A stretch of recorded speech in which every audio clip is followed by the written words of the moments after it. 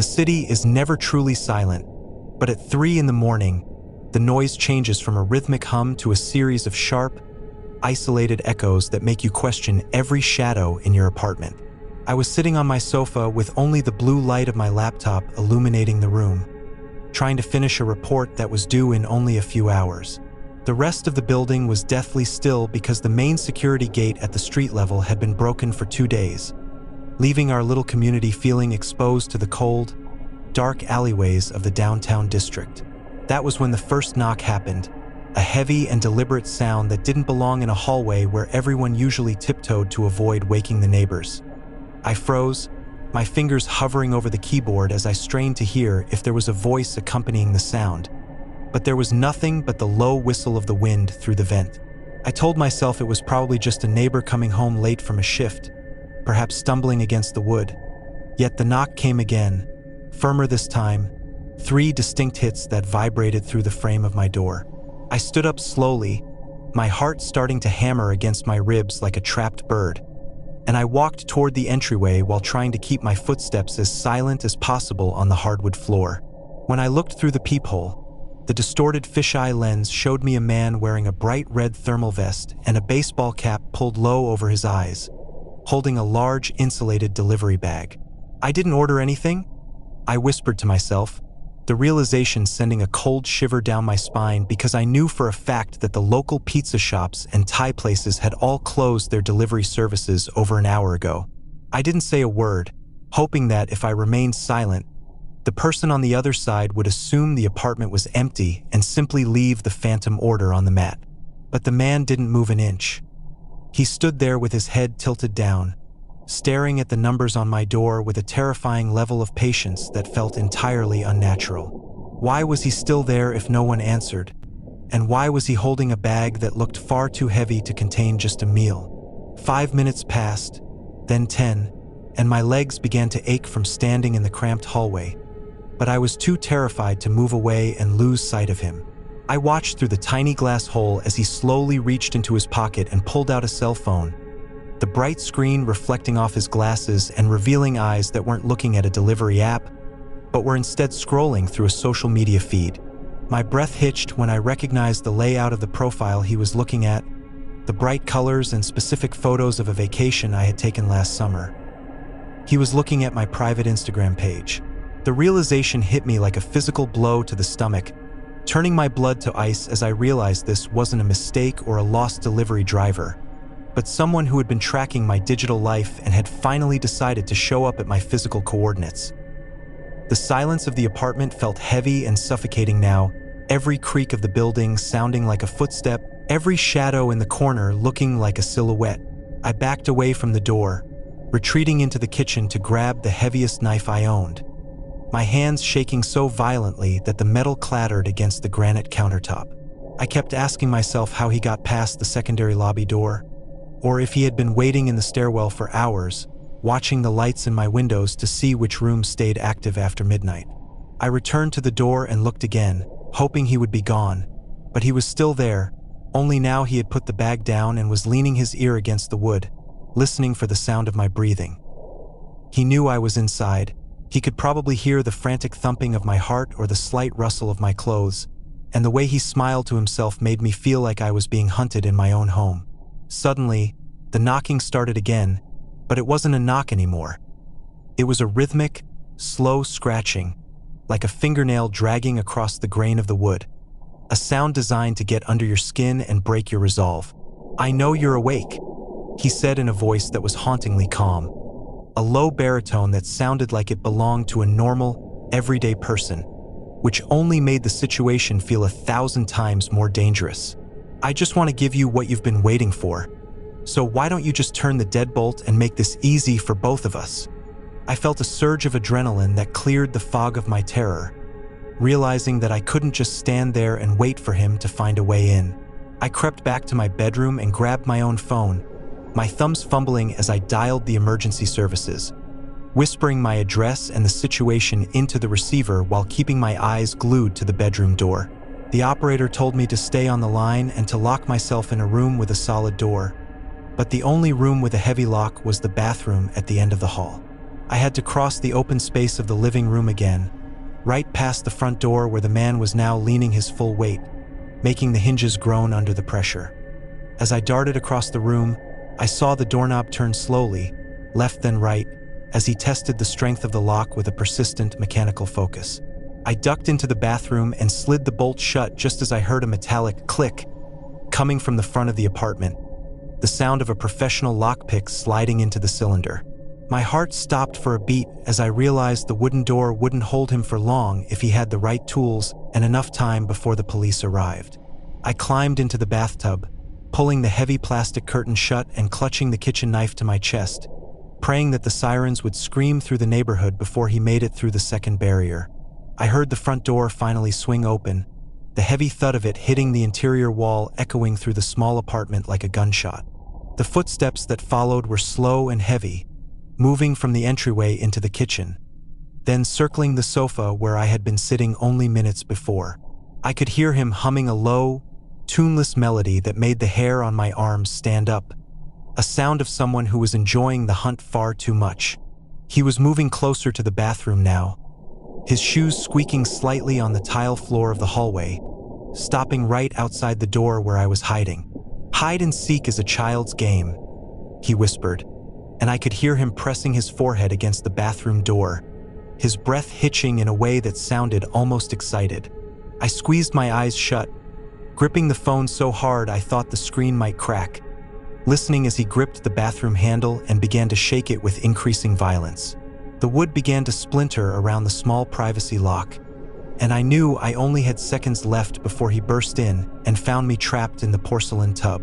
Just as the door frame gave way with a sickening crack, the distant, beautiful sound of a siren began to wail from the street below, growing louder and more frantic with every passing second. The shaking stopped instantly, replaced by the sound of hurried movement as the intruder realized his window of opportunity had slammed shut. I heard him sprint back toward the living room, the front door hanging open as he fled down the fire escape or back into the shadows of the stairwell. I didn't move for a long time, not even when I heard the heavy boots of the police officers rushing into my home and calling out my name. It took 3 officers to convince me to come out of the bathroom, and even then, I couldn't stop looking at the front door where the delivery bag still sat on the mat. When the forensics team opened it later, they didn't find food. They found a set of heavy-duty restraints and a roll of industrial duct tape. I moved out of that apartment the very next week, but even now, in a high-security building with 3 different locks, I can't help but hold my breath every time I hear a knock after midnight. The cricket song in the valley usually acts as a natural lullaby, but tonight, the silence was so thick it felt like a physical weight pressing against the windows of my farmhouse. I live nearly 10 miles from the nearest paved road, surrounded by ancient oaks and fields that turn into a black sea once the sun dips below the horizon. I was in the kitchen, pouring a glass of water, when a sudden, heavy metallic thud echoed from the front porch, making me jump so hard the water splashed across the counter. It wasn't the soft knock of a neighbor or the scratching of a stray dog. It was the sound of a heavy fist hitting solid oak with a desperate, rhythmic intensity that didn't stop for a single second. I crept toward the foyer, my heart hammering against my ribs, and I looked through the narrow sidelight window next to the door. A man was standing there, drenched in sweat despite the midnight chill, his clothes grease-stained and his breathing coming in ragged, wet gasps. He looked like he had been running through the woods for miles, his eyes darting frantically toward the tree line behind him as if he expected something to crawl out of the darkness at any moment.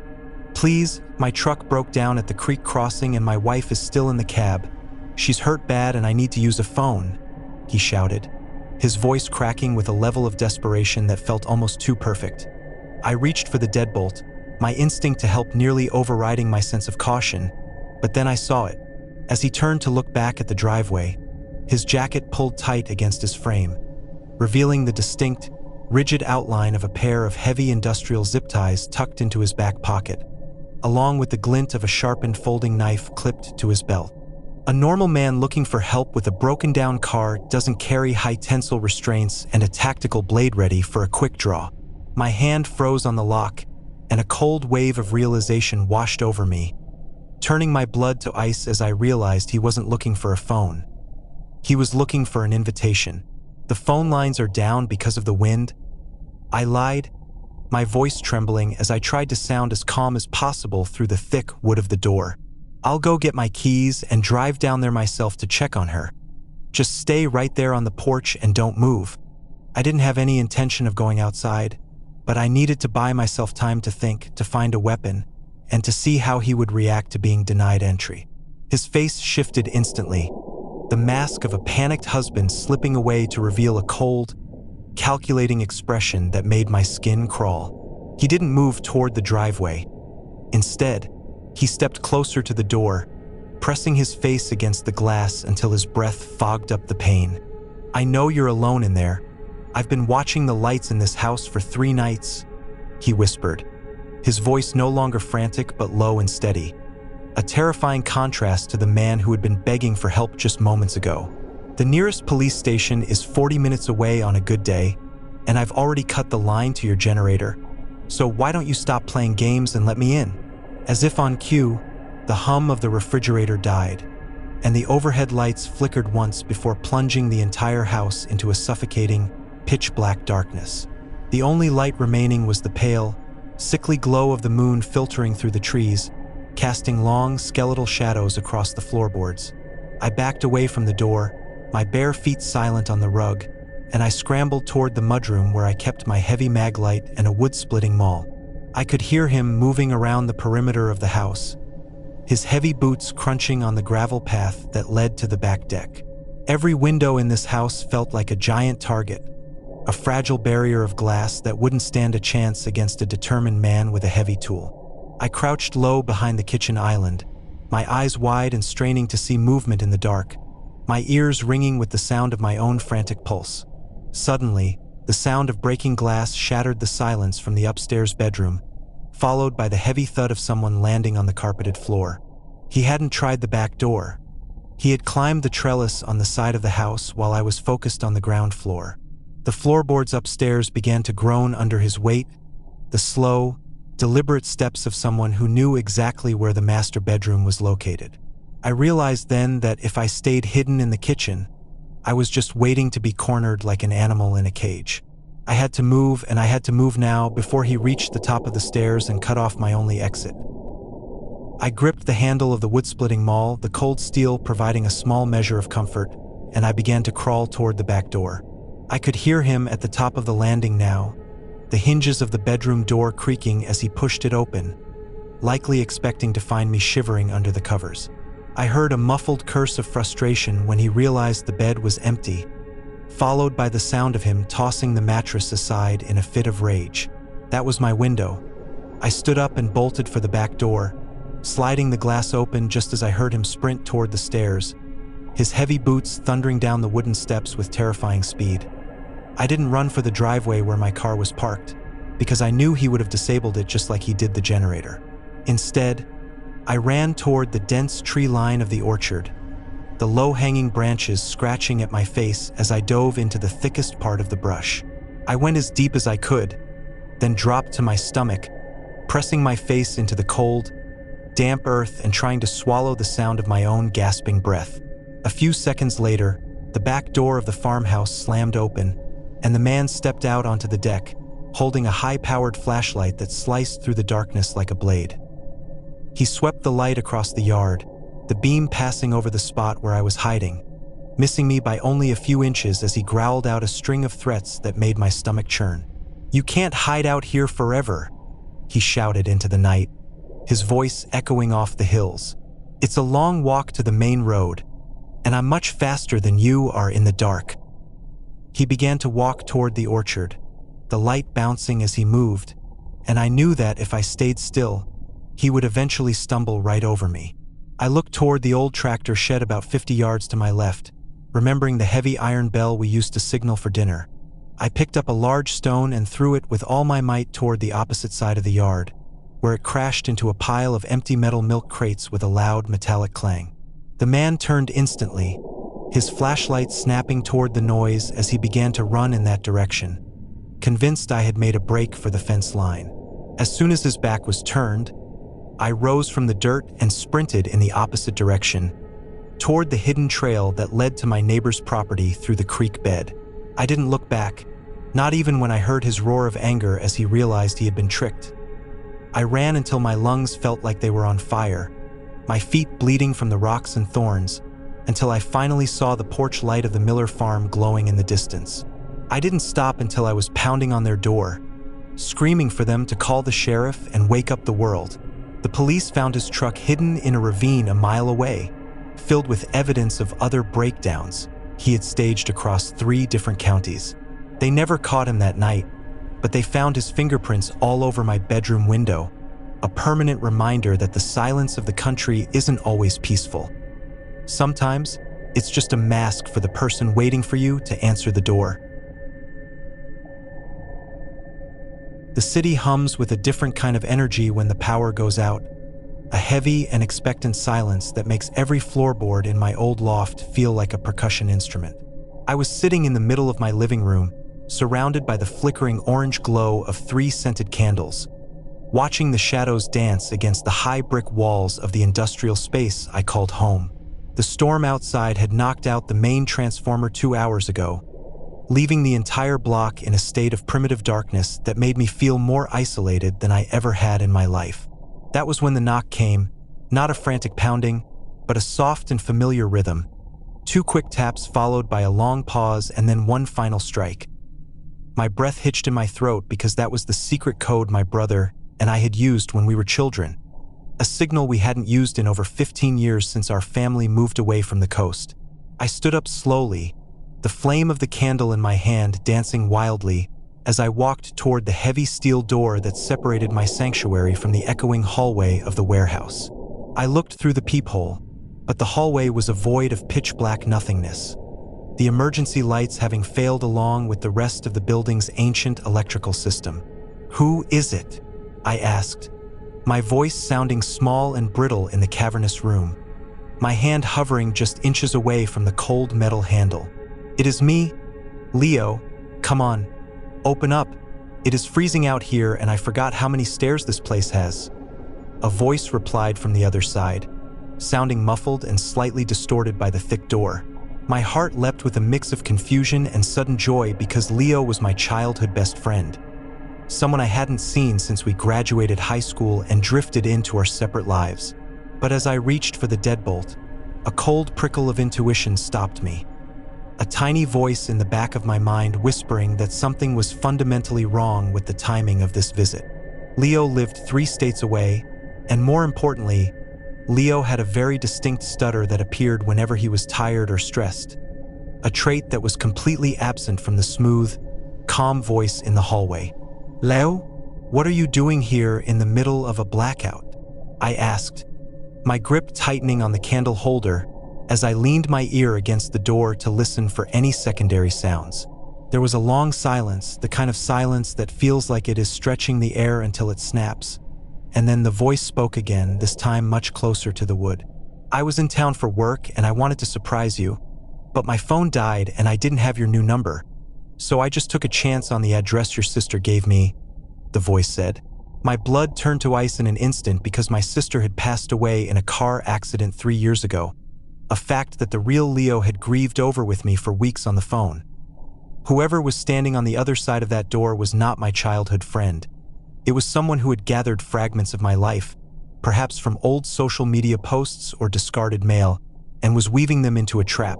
I backed away from the door, my heart hammering so loudly I was sure the intruder could hear it through the steel, and I realized I had left my phone charging in the kitchen on a dead outlet. I was trapped in a dark loft with no way to call for help, and a person was standing 3 feet away who knew my childhood secrets and my family's names. The knocking started again, but this time it lost its familiar rhythm, becoming a slow, heavy thudding that shook the door in its frame. "I know you are standing right there. I can see the light of your candle through the gap at the bottom of the door," the voice said, and the tone had shifted from friendly to a low, mocking growl. I blew out the candle immediately, plunging myself into the same oppressive darkness that swallowed the rest of the building, my eyes straining to adjust to the gloom. I could hear the sound of metal scraping against metal, the unmistakable clinking of a locksmith's tension wrench being inserted into my deadbolt. He wasn't going to wait for me to invite him in anymore. He was taking the choice away from me, and he was doing it with a professional's precision. I scrambled toward the kitchen, my hands shaking so much that I knocked over a stack of mail on the counter, the paper fluttering to the floor like dying birds. I found my phone, but the screen remained black and lifeless, a useless slab of glass and plastic that couldn't save me now. I looked around the kitchen for a weapon, but my eyes landed on the heavy cast iron skillet sitting on the stove, its weight promising a much better defense than a simple steak knife. I gripped the handle, feeling the cold iron against my palm, and I moved toward the back of the loft where the old freight elevator was located. The freight elevator was a relic from the building's days as a textile mill, a manual cage that required a heavy pull on a cable to move, but it was hidden behind a false wardrobe I had built for extra storage. I heard the front door's deadbolt click open with a sickening finality, the heavy steel creaking as it swung inward, letting in the slightly cooler air of the hallway. I didn't wait to see who stepped inside. I ducked into the wardrobe and slid into the elevator cage, my fingers fumbling for the iron gate as I pulled it shut with a faint, metallic hiss. I held my breath, listening to the footsteps enter my living room, the sound of boots stepping over the papers I had dropped just moments before. "You always were a runner, weren't you?" the man whispered, his voice echoing in the open space of the loft as he began to walk toward the back of the room. I could see the beam of a flashlight cutting through the slats of the wardrobe, the light dancing across the ceiling as he searched the corners of the kitchen and the bathroom. He was moving with a terrifying confidence, as if he knew the layout of my home perfectly, stopping every few seconds to listen for the sound of my breathing. He was only 10 feet away from the wardrobe now, his flashlight beam hitting the wood and leaking through the cracks to illuminate the dust motes in the elevator cage. I knew that if I pulled the cable to start the elevator, the mechanical groan of the pulleys would give my position away instantly, but if I stayed still, he would open the wardrobe and find me trapped in a corner. My eyes searched the dark interior of the elevator and landed on the emergency stop lever, a heavy red bar that was held in place by a rusted pin. I realized that the elevator was currently resting between the 3rd and 4th floors because of the power failure, held up by the tension of the old cables. If I could release the manual brake and jump to the floor below, I might have a chance to reach the fire escape before he could follow. The man's hand touched the handle of the wardrobe, the wood creaking under his grip as he prepared to pull it open and reveal my hiding spot. At that exact second, I threw my entire weight against the emergency lever, the rusted pin snapping with a loud crack that echoed like a gunshot in the small space. The elevator carriage lurched downward with a violent jolt, the sudden movement throwing the man off balance as the wardrobe collapsed into the opening of the elevator shaft. I heard him scream in surprise as he fell forward, his flashlight tumbling into the darkness as the heavy carriage dropped 6 feet before the manual safety brakes bit into the guide rails with a shower of sparks. I scrambled out of the cage onto the 3rd floor landing, the impact of the landing sending a jolt of pain through my ankles, but I didn't stop to check for injuries. I sprinted down the stairs, my hands sliding along the cold iron railing as I flew toward the ground floor, my heart screaming at me to move faster. I burst out of the heavy lobby doors and into the pouring rain, running toward the middle of the street where the headlights of a passing utility truck were cutting through the gloom. The worker stopped and helped me, seeing the sheer terror on my face and the way I was clutching the iron skillet like a lifeline. The police arrived 10 minutes later, and though they found my front door wide open and the wardrobe smashed at the bottom of the elevator shaft, the man was gone. He had disappeared into the maze of the old warehouse district, leaving behind nothing but a stolen driver's license belonging to a man who had gone missing 6 months prior. I never found out how he knew the secret knock from my childhood, or why he had chosen me as his target, but I moved to a different city the following month. Now, every time I meet someone from my past, I don't just look at their face. I listen for the stutter, and I never, ever answer the door if I haven't seen them coming through the window first.